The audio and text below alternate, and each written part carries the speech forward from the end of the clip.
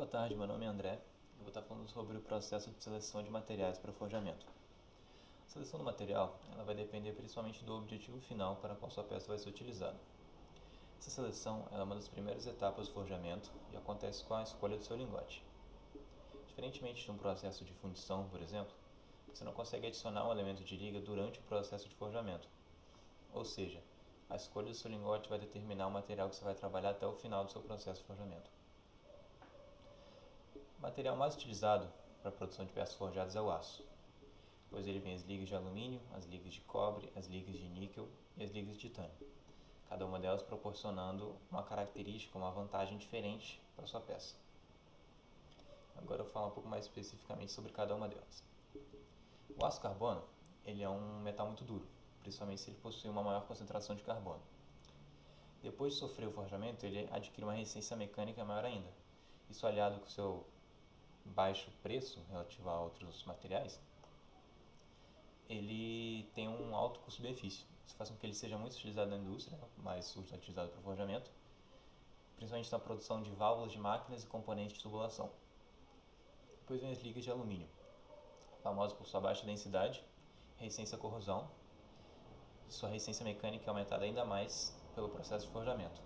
Essas características fazem com que ela seja muito útil em aplicações onde o peso é um fator determinante. Isso acontece muito na indústria de transportes, fazendo com que ela seja muito utilizada na produção de chassis de carro, rodas de liga leve e até peças de motor, como pistões e bielas forjados. Depois as ligas de cobre. Possuem elevada condutividade térmica, elevada condutividade elétrica, alta resistência à corrosão, também uma alta resistência mecânica depois do processo de forjamento, fazendo com que seja utilizado em válvulas, conexões e componentes de refrigeração e gás. Então vem as ligas de níquel. Ela possui uma elevada resistência à corrosão, além disso uma elevada resistência mecânica em alta temperatura, a famosa resistência à fluência, fazendo com que ela seja muito utilizada em válvulas de motores de alta potência e fabricação também de palhetas de turbinas de aeronave, ou seja, aplicações onde é essencial ter uma alta resistência em alta temperatura. Pois é, as ligas de titânio. A grande característica dela é sua biocompatibilidade, sendo utilizada na produção de próteses e implantes. Além disso, ela tem uma baixa densidade, uma alta resistência mecânica, ainda mais depois do processo de forjamento, e uma alta resistência à corrosão. São características semelhantes às ligas de alumínio. No entanto, o titânio ele é um pouco mais denso, um pouco mais resistente, porém bem mais caro. Mas por ter características semelhantes ao alumínio, ele também é utilizado na produção de pistões e bielas forjados.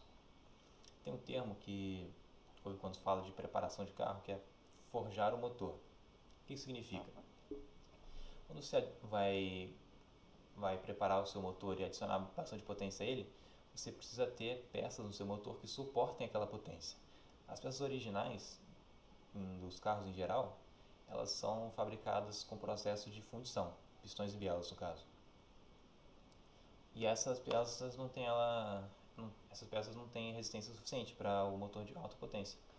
Logo, você forjar o motor é você substituir essas peças forjadas, que vão trazer uma maior durabilidade para esse motor.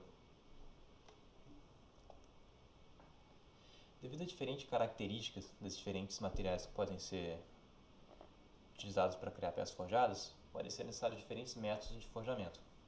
O aço carbono, por exemplo, por ser um metal mais duro, principalmente se tiver uma maior concentração de carbono, para ele pode ser recomendado um forjamento a quente. Se for um forjamento a frio, um material duro, além de poder promover um desgaste prematuro do seu maquinário, pode provocar trincas na sua peça.